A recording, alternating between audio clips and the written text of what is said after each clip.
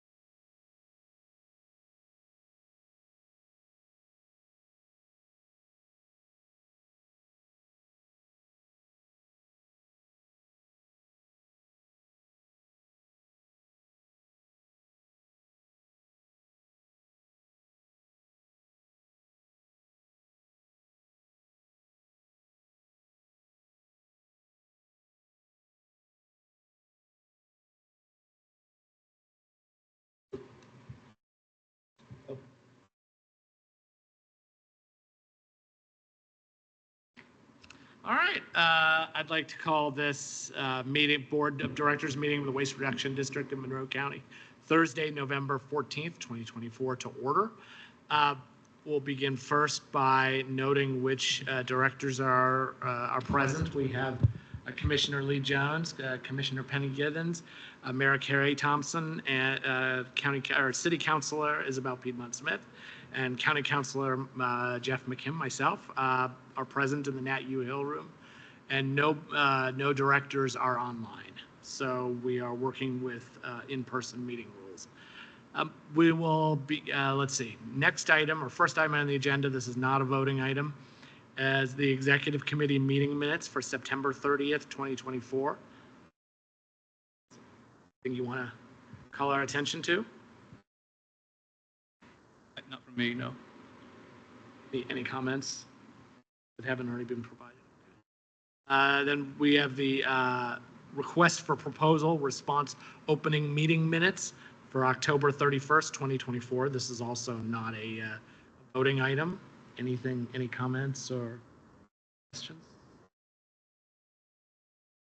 Then we have this is a voting item. We have the approval of the Board of Directors meeting minutes for October 10th, 2024. I would entertain a motion to approve. I move approval of the Board of Director meeting minutes from October 10th, 2024. Motion? Second. Motion and a second. Any comments from the right or left? I know. I believe you provided some feedback already, didn't you? Okay. All right.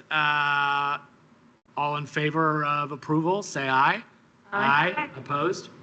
Motion passes. All right, we'll move on to the controller's report. So first we have cash flows. Ms. Goins is online. Okay, yeah. The cash flow summary is on page 9 of your board packet. The operating balance as of October 31st was $4,134,143.27. The October 31st balance of the closure bond debt was $30,383.51. The October 31st balance for the capital count was $45,896.89. The October 31st balance for the landfill post-closure account was $788,027.13. The individual cash flow statements for each of these are on pages 10 through 15 of your packet, and the operating fund graph is on page 12. What questions are there on the account balances?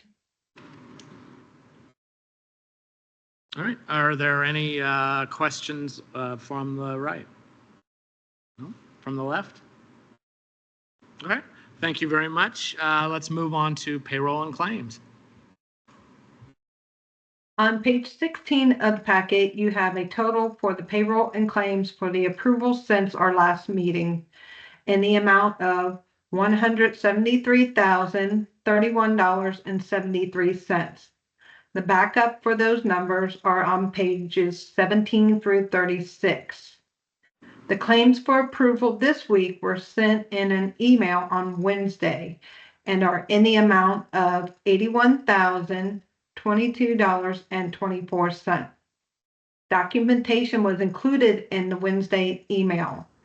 This brings the total of all payroll and claims that we are recommending for approval to $254,053.97. What questions are there regarding any of these claims? Does anybody have any questions for Ms. Goins? All right, I'll entertain a motion for approval of payroll and claims. Move to approve. A motion? Second. Motion and a second. We'll open for public comment. If anyone would like to make public comment in the Nat U Hill room, please approach the lectern. And if you'd like to in Teams, please raise your hand. Seeing none, all in favor of approval of payroll and claims, say aye. Aye. Opposed? Motion passes. All right, and then now we have the State Board of Accounts financial statements audit report. Yeah, I'll address that. Just as I'm sure everybody at this point is aware, we were recently audited by the State Board of Accounts and did recently receive their report for that audit. All board members should have received that via email, but did just want to include that in the board packet, given that it is a public document, and make sure that everybody had a chance to see that. I think all in all, it's a pretty good report, and we're pleased that there were no major issues found with our accounting practices. I agree. I thought it was an excellent report. Congratulations. And just to clarify for the public's knowledge, this was for the period of January 1st, 2020 to December 1st, 2023.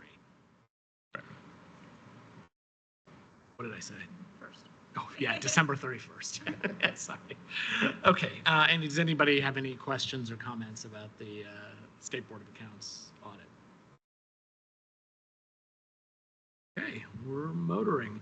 The next item on the agenda, unfortunately, we are going to have to pull. That's the resolution to amend service agreement for multi-dwelling complex composting pilot program. We are still waiting on feedback from City Legal. Sorry, from who? City Legal. Okay. Good to know.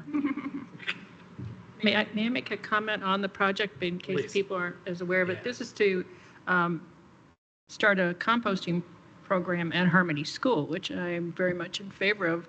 For one thing, some of the literature I've read indicates that when students do these kinds of activities at school, they take it home and do it at home too. So it certainly has a very positive impact. Oh, I'm very much, I am hoping that we will be able to vote on that while I'm still on the board. All right.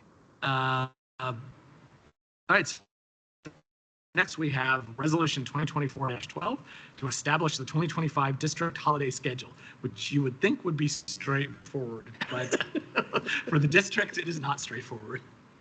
No, Mr. West. unfortunately, it's not, but it's getting easier every year. If you're not aware, due to us having, in essence, 3 different employee schedules at 6 different facilities, then I guess in our South Walnut actually has 3 different employee schedules at it. So in an effort to try to provide some equity in the number of paid holiday hours provided to each staff member in a given year, we do routinely grant floating holidays to a number of staff members.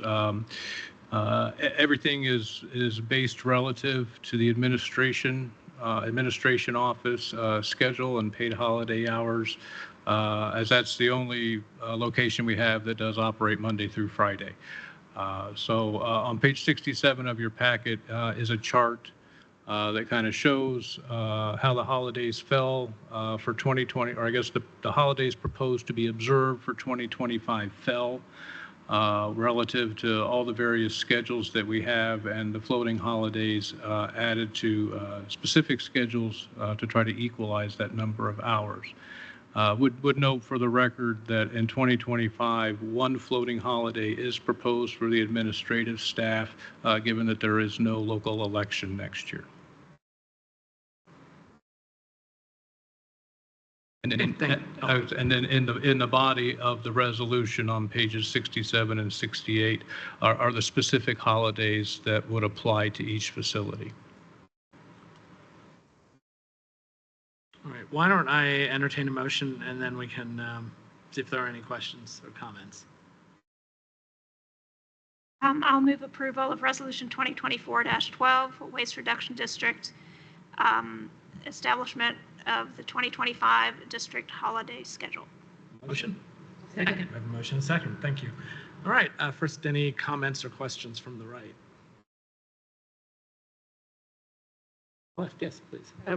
On the rural sites, those individuals work 2 long days a week. Is that correct? So they work a total of 23 hours a week?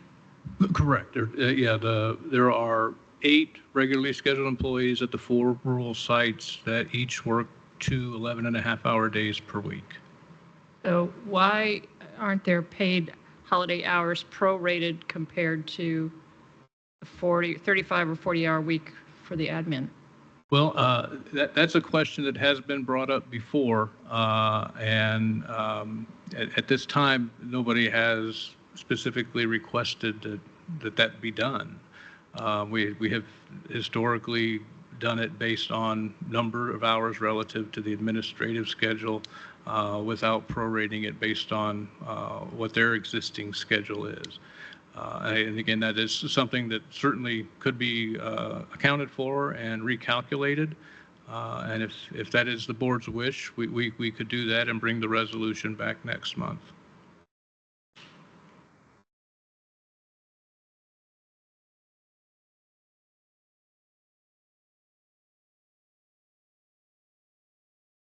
Okay. If there are no other, oh, sorry, did you have? Well, I don't know how my colleagues feel about that prorating, because essentially you work 23 and a half hours a week and then get the same number of holiday hours as somebody that works many more hours per week. So that's what, if we prorated it, it would seem to me it would be more in line with how much you work, but that's, I don't know how my colleagues feel. We could always postpone it and discuss it in the next executive committee meeting.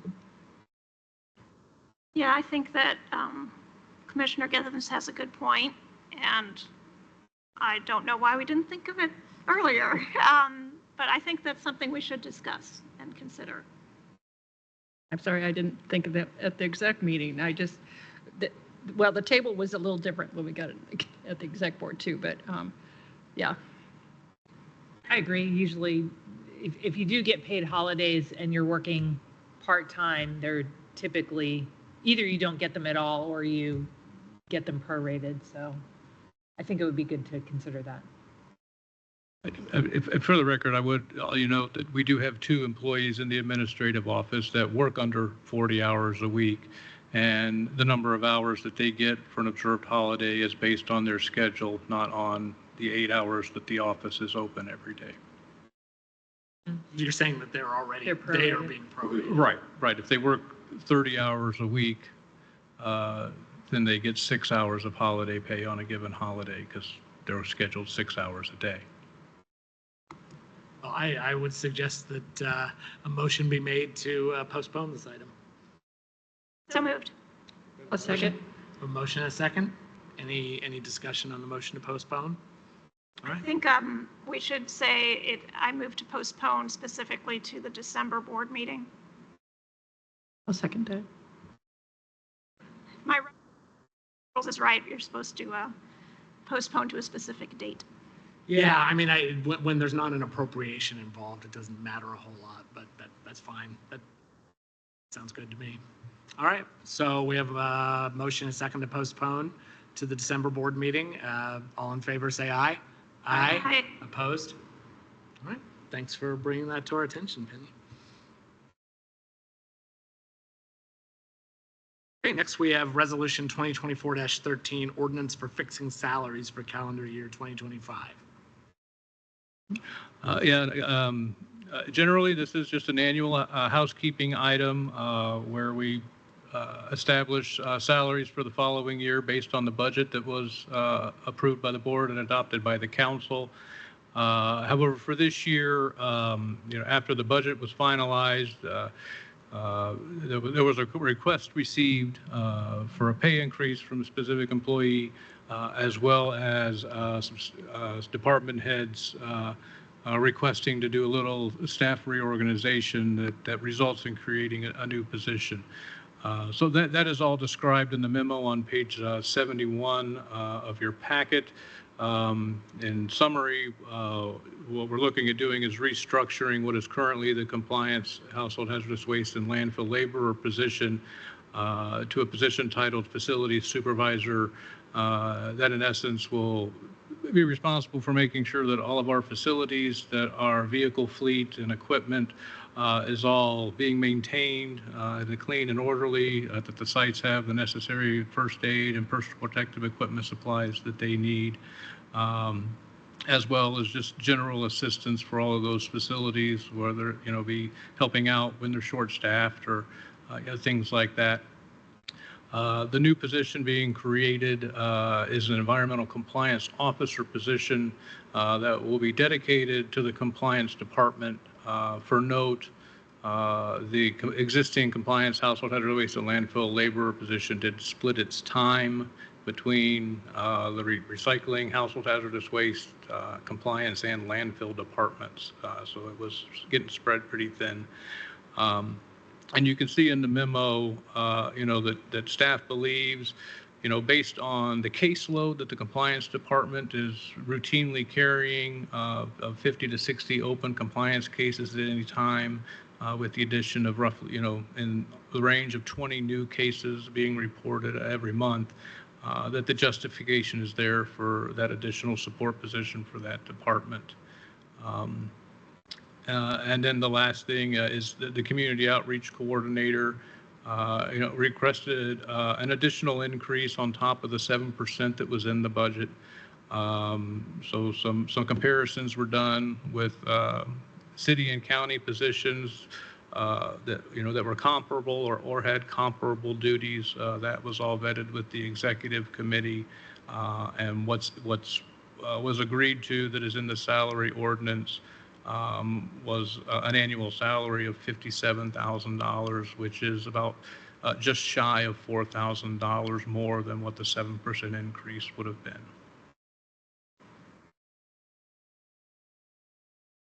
Thank you. And I will just note that the fiscal impact of these changes is on page 81 in the packet. Yes, sorry, yeah, there. So, and with regard to the fiscal impact, I think it's in there on page 81, the footnote that, in the 2025 budget, there are capital outlays of $127,000 that are going to be one-time expenses that will not show up again in 2026. So in other words, essentially you're saying that although with all these proposed changes, we would be running a deficit budget of $135,000 approximately, that about 8,000 of that is going to be recurring and have to be accounted for in subsequent years. Vast majority of it is one-time large capital expenses. Okay, thank you. Why don't we get a motion on the floor?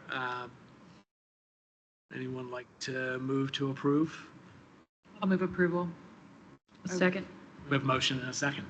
Let's see, are there, I know we discussed this fairly extensively at the executive committee meeting, and we did support, I believe, we did support the changes that are being proposed here. There was unanimous consensus among the executive committee to move forward with all of these changes. I guess I'll see if there are comments from the right. I'll just say that I'm happy that we can increase the salary of the community outreach coordinator. She does have a lot of longevity with the district, and in looking at the comparison salaries, it does seem appropriate to increase her salary by this additional amount for next year. Comments from the left? I agree, and the comparative salaries did, I think, justify an increase.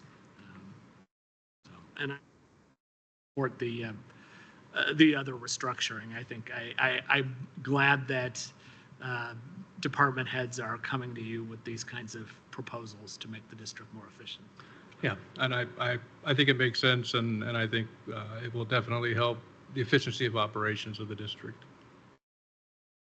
I do have a question. So the facilities coordinator is the position that was restructured, right? That used to be a position divided between the two departments. How does this $44,000 salary for that position compare with the previous salary?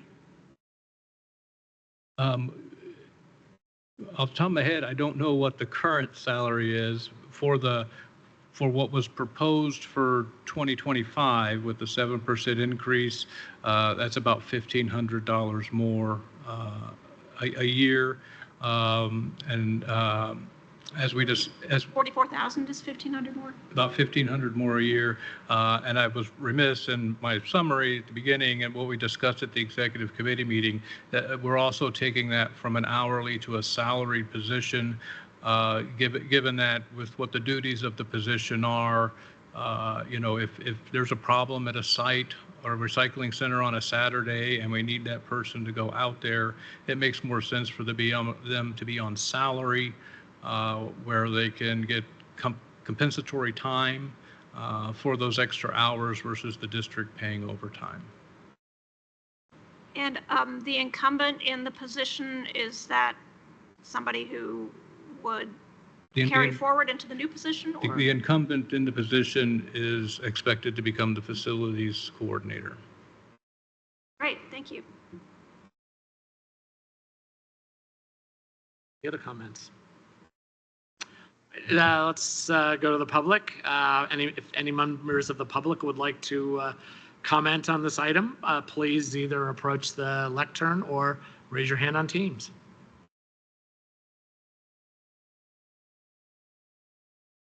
Seeing none, just because this is a fairly major item, I'd like to do a roll call vote, please. Githens, Yes. Jones, Yes. Thompson, Yes. McKim, Yes. Piedmont Smith. Yes. Motion passes 5-0. Okay, now we'll move on to a related item, Resolution 2024-14. Yeah, so if we are going to move forward with the switch to the facilities coordinator position and the creation of the new position, that brings forward a need to update our organizational chart. So that's what this resolution does.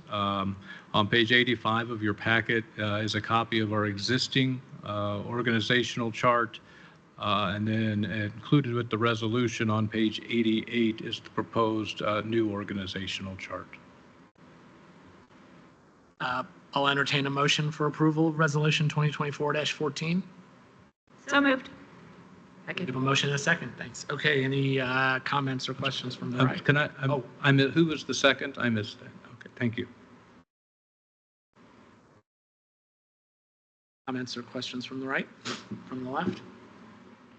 If there's any members of the public who'd like to make comment, please either approach the lectern or raise your hand on Teams.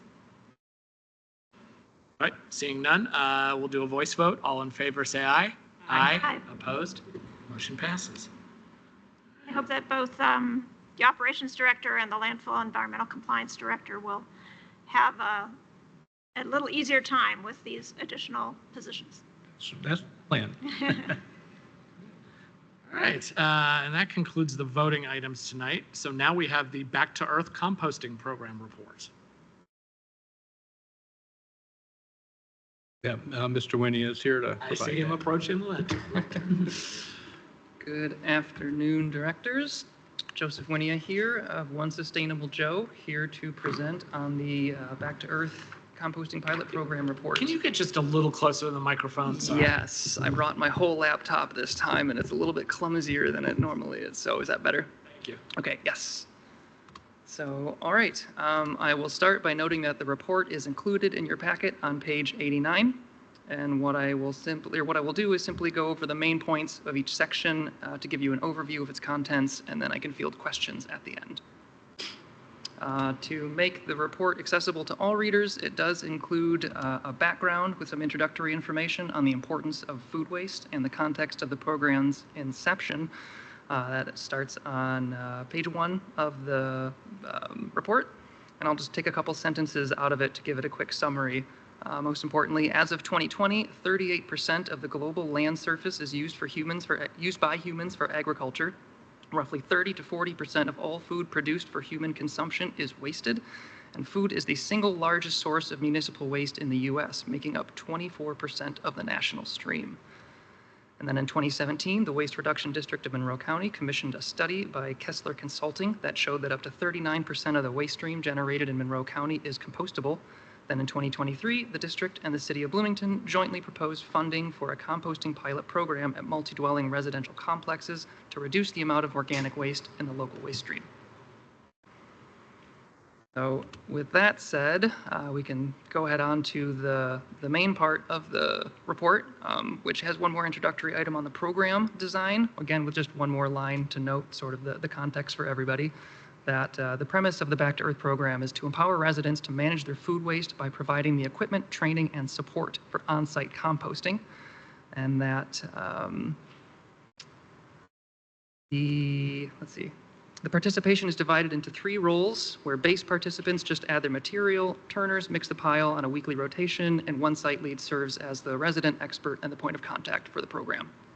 So that's all the context for setting up the program. The rest of the report is basically on assessing its effectiveness and its expandability. So continuing on page 3 of the report, the effectiveness is measured in a few different metrics. The first of which is the number of participants. So most of you have been following, I've been providing updates to you along the way, but there are 4 participating sites. There are 2 conventional apartments, 1 co-op house, and 1 co-housing collective. The apartments were found by using a survey that was conducted by the Bloomington Commission on Sustainability in 2020. And then the other 2 sites were, I guess, informed spontaneously of the program through just community conversation. And additionally, 11 sites were contacted outside of the city limits, but none were ready to join the pilot. So I guess the first of these sites started in September 2023, so it's completed its year-long partner period. The second started in January, so it's been at 10 months, or it is at 10 months now, and then the third and fourth are at 7 months of participation, just to give you a reference on the duration that all of the sites have been involved. So those are the sites, and then we can also measure the number of participants as individuals. And I will just note that participants sign up as households, and then they report how many members are in their household. So that's why we have a number of, I guess, current number of households is 64, but including all of their members, there are 101 active participants right now. I'll also note that there is, as you might have guessed and has maybe already been discussed, a bit of turnover, particularly with 3 of the properties who report that they have a substantial number of academic residents. So there are already 15 residents who were part of the program who have already moved out of their property. So that is it for all of the numbers of participants, and probably the most important way to measure its effectiveness is by the material that it diverts. So starting on page 5 of the report, this is a mostly visual section. It includes a lot of plots of data, but I can at least note that in numbers, the total waste diverted as of the writing of this report, which took measurements up to the end of last month, October 2024, there have been 4,427 pounds of food waste diverted, and that doesn't include any of the carbon material that's added. That's just the pure food waste before it's added. And that represents 1,090 pails that have been added to the pile. There are pails included with the program. So that's at least how many times people have added material. And also worth noting, it's up to the participants to weigh in their material. So if you look at actually the first diagram of the next page, on page 8, shows the food waste contributions by site. And you can see that there was one particular site that was not very consistent in entering its weight. So that does trouble the appearance of the data a little bit, but that the data that's represented is all information that was entered by participants. So there's roughly maybe 5 to 10% more than what is shown that was actually added but not recorded and can't really be accounted for other than sort of anecdotally from conversations with participants.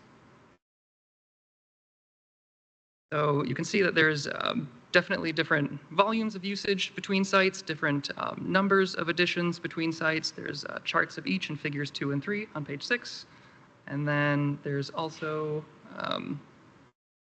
different ways to evaluate, or I guess ways to evaluate the number of participants who made additions over each month, and then how much weight they made per addition. And those charts are shown at the top of page 7.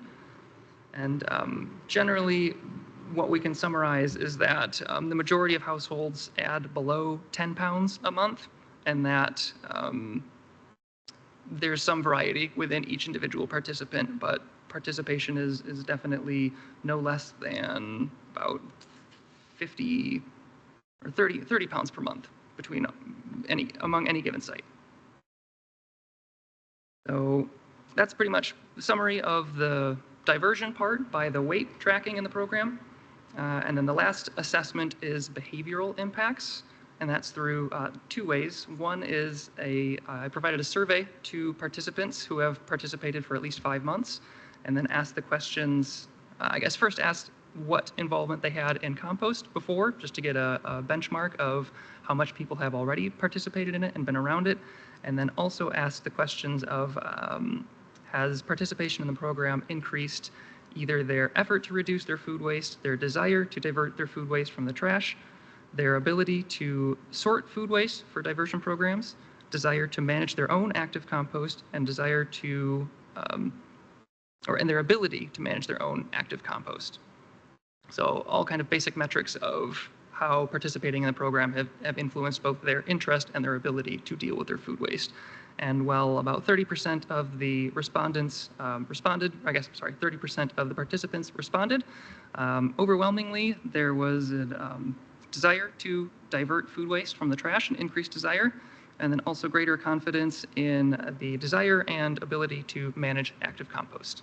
So not very precise information, a little bit more general, but all positive, I would say. And then lastly, just from administering the program, observing it, interacting with the residents, the pile health has been good, pretty much consistently with all 4 sites across time. There's been minimal contamination and generally balanced piles, one of which was even averaging or regularly achieving about 140, 150 degrees Fahrenheit, which is a ideal active pile. So in that sense, observationally, it's also performed well. So that brings us to the end of the assessment of the program and then into the feasibility of broad spectrum implementation, which is on page 9. And in short, the program went well. Like I said, everywhere it was started, operated effectively. But one very important factor is the funding of the program. And I can say pretty conclusively that I don't expect the program in its current form to be self-funding through either property manager and or participant payment, primarily through conversations with property managers, and also that same survey that was issued to participants asked about their perceived value of the service. And just for reference, or I guess for comparison, if every participant were to spend the maximum average value that was responded in the survey, it would only cover about 25% of the cost of starting up the program. So obviously that's not a very meaningful metric in terms of everyone's varying interest in the amount they'd be willing to spend, but just taking that as sort of a weighted average from all of the responses and all of the participants, just to give you an idea of the participant value of the cost versus the actual value of implementing the program. And so that's probably the most important factor, but among that or near that is also the longevity of the equipment, which so far is performing well, but its ultimate lifespan can't be determined because it's still in operation. And I mention that because the cost of the equipment itself is about 60% of the cost of starting a site. So the longevity of the equipment will have a significant impact on the overall cost of the program, because if it's a short-term or short-duration recurring cost, it will accumulate much more rapidly than something like the startup or installation costs, for example. And finally, the last uncertainty from the pilot is how the sites will perform in the absence of the monthly site visits provided during the partner period. So I think evidence suggests that it will go well. It seems that the site leads have understood the process and that the participants, as I mentioned, have been invested in performing. And it's really just a matter of observing, again, over another iteration of maybe the same amount of time as sites continue to exit this partnership period, how their pile will perform, which I will evaluate just sort of spontaneously or intermittently, no longer on a partner period meeting frequency, but just sort of a random inspection, if you will, just to observe how the sites are performing. So that is all for the assessment of the program and its expansion. I do want to just acknowledge both the city and the district for their partnership in this process, and also all of the participants who have also rolled up their sleeves and dug in quite literally into the process. So that is all I have for the report. I'd be happy to answer any questions that you have. Great. Thank you very much, Mr. Winia. Absolutely. Let's see. Are there questions from the left? No, I just am very pleased to hear that it's being so successful, and hopefully will grow quite a bit in the next year. I know Commissioner Githens is hunting for new. I actually forwarded contact information to Mr. Winia about somebody who's affiliated with Westgate out on West 3rd, and we just yesterday approved additional units there, so it'll be a total of 371 apartments and townhouses, and they have a community garden as well. And I know when we talked earlier, you said that having a community garden in place actually was a very positive with all this. So Presently, all of the participating sites have a community garden. So it seems to be correlated to the interest. That was actually going to be my question because we talked, because you referred to in your survey, desire to manage their own active compost and ability to manage. And I assume that's because they'd like to use the compost on their community garden plot. Precisely, Is that- yeah. Okay. I would wager so. Right. Questions on the right? Just a comment. Thank you for your work. It's really heartening to see the impact and how many pounds of garbage are being turned into good soil instead. Absolutely. Just a quick question. So the sites 1, 2, 3, and 4, I don't see in the report, maybe I missed it, that those numbers correspond with actual site names. Correct. Is that on purpose or? I opted to make them generally anonymous just so that sites can be aware of other locations, but not necessarily which location it is or individual it is, just so that the data can be used without conflict with anyone's privacy. I could provide that on an individual basis if you were interested, but I figured it would just be better to leave it out of like the website dashboard and the report just for anonymity. Okay, yeah, I understand that. I'm just curious because we do have some different types of housing that are participating, and I wonder which type is working best or what the, I see. practices are between. Yeah, I can generally say that I've observed that the co-housing and cooperative sites have both been higher generators than the traditional apartment sites. I think in part because, at least for the co-housing, it's more families and households. So they, I think, are in larger number than the individuals. I guess a lot of the traditional apartment participants are single or occasionally two-person households. So by number of signups, there are, I think, a larger number of total participants at the co-housing site. But yeah. That's the one primary trend that I identified between the different locations. But I'd be happy to send you those correlations if you'd like to compare them yourself. Maybe. Okay. Thank you. I'll let you know. Just one question. I'm curious if you had any issues with contamination or poor quality of the food waste, or did the education work pretty No, well? I think the education and the sorting, like there's sorting guides provided to residents as well, and the training is required. It's about 30 minutes to explain the process. And so far, I would say the only contamination that I've seen, or that I think any turners have reported has been produce stickers. So those are just sort of a given, I think. They're really impossible to. And they're pretty much ubiquitous now. Every bit of produce has a sticker now. Exactly. Yeah. So I think those just get overlooked pretty regularly. I don't think it's negligent or intentional. I think it's just it's an oversight. And then honestly, I think there's been almost as much waste material from the leaves that have been collected for browns that have been from the grounds, and I think I've found shredded bits of material from those almost in equal quantity to the participant added material. So it's probably like 5 to 10 pieces of contamination a month or so. Just like trash that blows in the yard. Yeah, exactly. The kind of things that you get when you rake your leaves and collect other material that had blown across the property that wasn't visible when the leaves were collected. Thank you. Yes. All right. Any other questions? That's fantastic. Thank you very much. Yeah. Oh, I'm sorry. Hey, you mentioned a website dashboard. Yes. What's the website? So the website is onesustainablejoe.com, where one is the numeral. So numeral 1 sustainablejoe.com /impact. And it contains predominantly the same graphics that were presented in the report. There are a few more items, and then it also allows participants to enter in their own identifiers. Every participant has a unique ID, and then they can see their own diversion over time during their participation in the program. What did you say that address was again? It should be onesustainablejoe.com /impact. Is it not? That didn't come up. Okay, let me double check. I'm sorry, it's measuring dash impact. Ah, I got it. I should make shorter slugs. Okay, got it. Thank you. Yes, Very cool.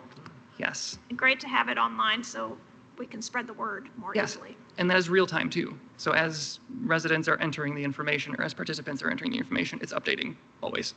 Wow. So no need to formalize any reports there. You can just see it over time. Thank you. Excellent. Thank you. Yes, yes, you're welcome. Else? Yes. I just, for the record, to remind the board that in our budget next year, we did appropriate $12,500 that the city's Economic and Sustainable Development Department has agreed to match next year to continue, as well as try to grow this program to additional sites and facilities. And one of the other things that we're waiting for an opinion on city legal from regarding the earlier resolution that we pulled is the ability to, in essence, terminate early the agreement that we're currently under, that the district's legal counsel and Mr. Winnie have agreed is possible under the language. But we want city legal's opinion of that as well, given the interlocal agreement in place for the co-funding. But assuming that all comes through, that and the city's in agreement with our opinions, that we'll terminate the existing agreement late this year or early next year and enter into a new agreement for the funding that's been appropriated for next year moving forward. And then under the new agreement, we would allow the Harmony School site, right? Well, I think that's what we're asking right now is agreement under the current terms to allow that. But I would imagine that we would change some of the language in a new agreement that would be a little more broad in the types of facilities, locations that would be allowed into the program. So, I'm sorry, so the allowing the school, the Harmony School participation would still be in the current agreement? What's been proposed in the resolution that was pulled, that we're asking city legal to offer an opinion and agree to, is specific to allow Harmony School to participate under the current agreement. But as I said, I assume that they'll be agreeable to that, and then moving forward, we would make some changes in the language of a new agreement that would be a little more broad to allow for things like schools to participate in the program. Thank you. All right, thank you. I think you may stay up there. And, Indeed.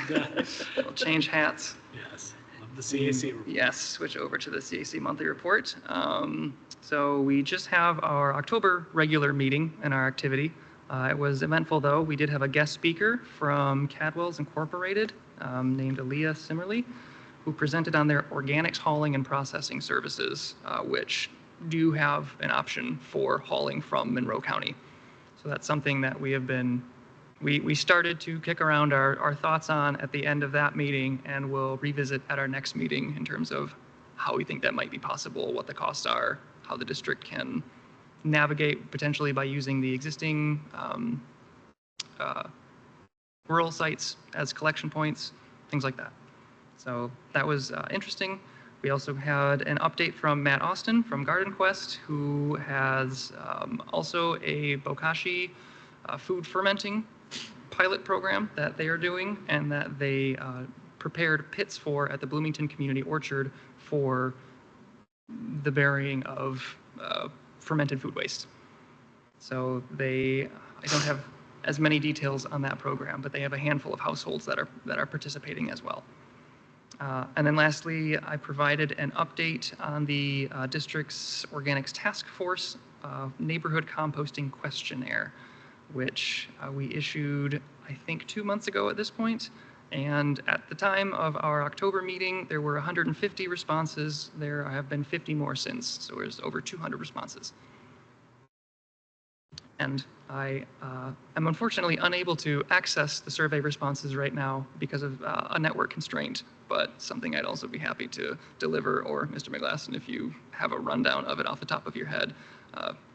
I don't off the top of my Okay. head, but that we could certainly put some data together to provide in the packet for the next board meeting if you'd like. Sounds great. Thank you. What was the questionnaire asking?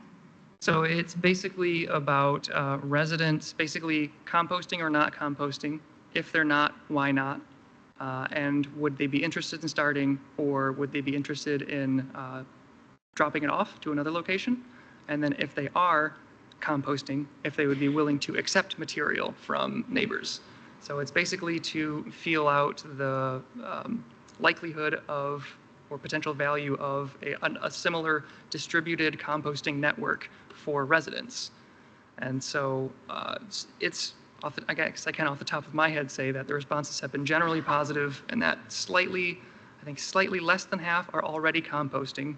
Half of those are willing to accept compost from neighbors. 3/4 of those who are not composting are interested in dropping it off somewhere. And we have already found from our initial responses 5 partner pairs, I'll say, of residents who are already composting, living within the distance constraints of a resident who is interested in dropping off their compost. And how did you decide where to send the survey? Where did we start? Posting it on the district's social media and a banner on the homepage of the website. And then it was also distributed to the Kona emailing list of neighborhood associations, and that had a significant number of responses. And then CDC Chair Matt Austin has also been adamant about bringing printed copies that we made to distribute at a variety of locations, like the training that they held for their Bokashi food fermenting program, and I think a green drinks session, and a couple of other places. So we've identified a list of places that we would try to target, and then have also just been taking opportunities where we find them. Great, thank you. Mm-hmm. All right. Any other questions from Mr. Linnea? Thank you very much, sir. Absolutely, thank you. All right, we'll move on to department reports. All right. And then I guess my report is on page 101 of the packet. Just the first bullet point would note our 3 budgets were unanimously adopted by the Monroe County Council on October the 28th. Would follow that up by noting that we did, the last day or two, did receive the 1782 forms for those budgets from DLGF. There does appear to be some discrepancies in what was adopted and what those forms are showing. So we'll be investigating that and compiling our data for what was requested and adopted by the council and submitting that to DLGF, specifically for the debt service fund. The property tax amount appears to be lower than what we requested and was adopted by the council. So we will be following up with that and verifying that number before everything is finalized. And as you saw earlier in the packet, you did have the meeting minutes from when we opened the proposals. So we would, just note we received 2 responses. The first one received was from our current vendor, Republic Services of Indiana, and the second response was from Rumpke Waste and Recycling. So those have been opened. Staff is reviewing everything for completeness. We'll be taking the proposals and matching them up with our data from 2023 to put some cost estimates together with the plan to bring everything to the board at the December meeting for your consideration. So that being said, I would encourage all board members to be in attendance for that meeting. That's an important decision for the district and how we manage those responses and what we do moving forward. So, we've already gone over the audit. And then, as I had mentioned in November, the last bullet point under general updates does provide you a little more detail on the Association of Solid Waste Districts conference that was in Bloomington and the attendance and the sessions that were offered for that conference. And with that, I'd be happy to answer any questions. Any questions for Mr. McGlasson? I agree that we should urge all board members to be present for that decision, and you probably want to start that communication early, just to so Okay. everybody can get it on their calendars. Duly noted. Great. All right. Next, let's see. Do we have Mr. Long? Hi, everyone. I will start with the material for the ARCH program. We have been working with Urban Forestry on collecting some reusable material items for them. They've asked for plastic pots and newspapers, and we've collected them, and they've picked them up twice now, I believe. So it's great helping out another organization with reusable materials where they're not going out and buying stuff. And they get their tree seedlings off and started this winter for the springtime. So that's been nice working with them. And we continue, I believe we are going to continue working with them for a while.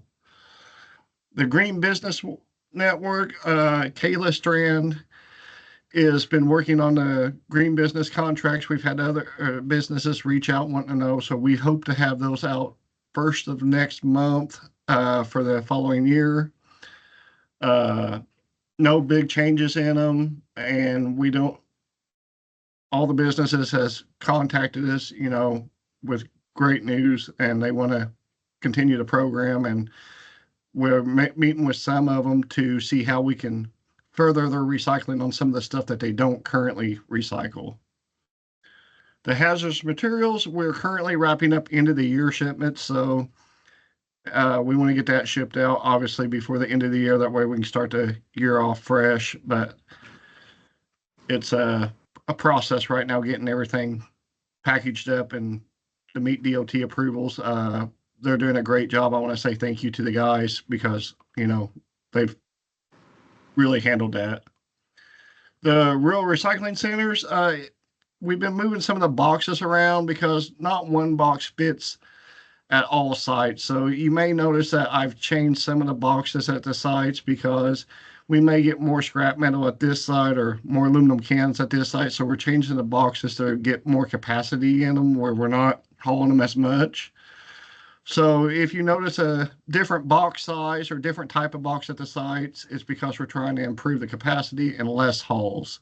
I know we've done it at a couple sites right now, and it seems to be working out great. And that's what I have. So if you have any comments, questions, I will do my best to answer them. Great, thank you. Any questions for Mr. Long? How many participants do we have in the Green Business Network? Do you know that offhand? I want to say it's like, I don't want to be held to this. I know we was at 40 some, and I think she said we're on our way close to being 60, I believe. But some businesses, we do more than one. So if they got different addresses, we count that as like an individual business. So each address, because our trucks got to go to each address. So you may see one business 3 or 4 different times is because they have 3 or 4 different addresses. So the number of businesses may be lower, but it's because we stop 3 or 4 times at different places. Great. Well, that's a good number. Yeah. So I have a quick question. I know I don't remember it was last month or the month before that we had heard about some issues with contamination in the used motor oil container. I see that the markings at the sites have changed there. I'm wondering if you're still having issues. Well, honestly, we just called to have them sample. They're going to sample next week. So I'm hoping I can meet with them and do some samples to see how that goes. We did have a meeting with the other solid waste districts, and one of the directors there is using a different oil company. And I'm going to reach out to them soon and see if it's something that, because it's a problem everywhere. So, water's getting in oil everywhere. It's not just here. As people change their oil. If they don't have the right container, they're leaving it outside and it's getting rained on. So we plan on meeting with some other places and seeing what our options are. Thank you. All right, anything else? All right, thank you very much, sir. Thank you. And we'll go to Mr. Paulson.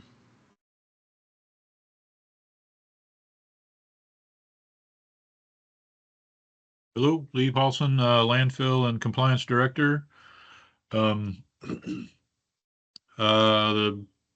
much the report speaks for itself. Would just kind of point out that Mary Beth and I have been working on the November groundwater sampling event. We have like one more day of some stuff to finish up, and then that will be completed. No, we haven't run into any issues or anything like that. We'll see what the numbers come back from the lab, but all that stuff has been sent off to them, to Pace Laboratory in Indianapolis. Other than that, we had been working diligently trying to figure out a different way to remediate the invasive weeds in the collection pond at the landfill. So with the pond being down and it being kind of more in drought condition, we were working with Bynum Fanyo to kind of go about and find the blooms where this weed is growing in the pond, and getting in the pond with waders, like fishing waders, and trying to individually suck those things up before they get overtake the pond. Because the current pattern that we're on is about every 2 years we're having to completely dredge that pond because the weeds they completely overtake it. So I'm hoping that doing this little bit the way that we're doing, it's a little different kind of labor, but not 2 weeks of that crazy grind, that we see different results. So trying something different. Pond looks really good, so we'll see what it looks like after the winter, kind of stuff like that, and see if our efforts had any positive impact. But from what it looks like right now, it is positively impacting that pond. Did a self-inspection of the landfill, which didn't have anything outstanding that was any issues or anything like that. Normal maintenance that I maintain through Anderson Excavating, and document that stuff and provide that to the state. We did have an inspection on Friday, November 1st, for our NPDES permit, which is the discharge from our treatment plant. At the time, since then we have received the results of that inspection, and we received what they call marginal, which is a couple things that we need to work on. Our permit was renewed in early 2024, and part of the language was interpreted differently than we had interpreted it. So we're going to be working to change the language back to what we had been doing for a long time. And some of the data and how it's being tracked, I wasn't doing the right way. So that's something that I'm going to be working on to change how the state wants that information tracked and procedure and how to do that. So it was a learning moment for myself, as I've been doing it a certain way for a long time, and different set of eyes has a different opinion on it. So I'll be working to change that. But nothing that was critical or a crazy violation, anything like that. I will have to respond to that, because anything short of an acceptable inspection requires some kind of response. So now when we get through with the groundwater sampling stuff, with the holidays coming up, that will be my next major task to be working on to respond to the inspection. I've been in communication with the inspector. Seems very happy to work with us, so that's a positive, and just kind of move forward with it. So if you're not learning, you're becoming stagnant. So I'm trying to learn something new. So other than that, I'm thankful for the board and the decision to give us a full-time staff to assist with the caseload that pretty much Mary Beth has been shouldering for quite a while now. The amount of time that she puts into her caseload, to that caseload, and keeping up with the various other things is quite daunting. And to have 50 to 60 open cases every month is extremely unrealistic for her to be able to do her job effectively. So hopefully with having a full-time position to work with that, because again, Mary Beth is my assistant and at the landfill, and she doesn't get a whole lot of time at the landfill because she's always overwhelmed with caseloads. So this would be a great thing to be able to reincorporate her more into the landfill systems and what's going on out there, so that there's more backup to that stuff. So other than that, everything is going pretty smoothly. The groundwater sampling went pretty smoothly, and if you guys have any questions, I'll be happy to answer. Great, thank you. Mr.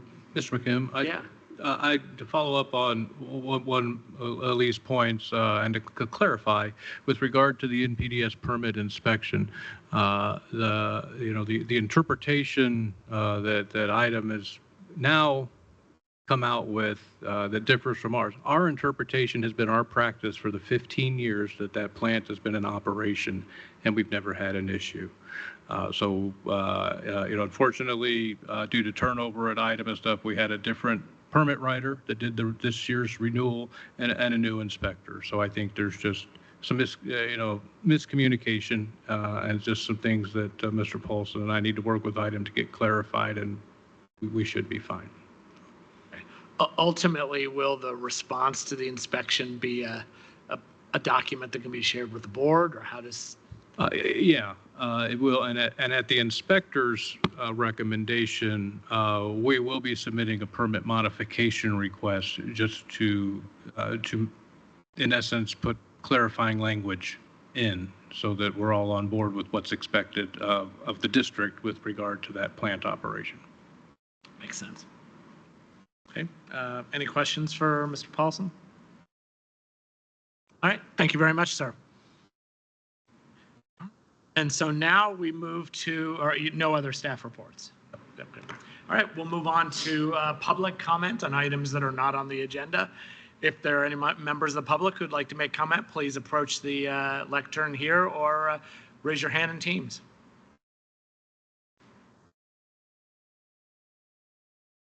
Okay, seeing none, we'll move on to comments from directors. Are there any comments from directors from the left? From the right? And none from me. So thank you very much. This meeting is adjourned. Thanks for signatures, 3 of them.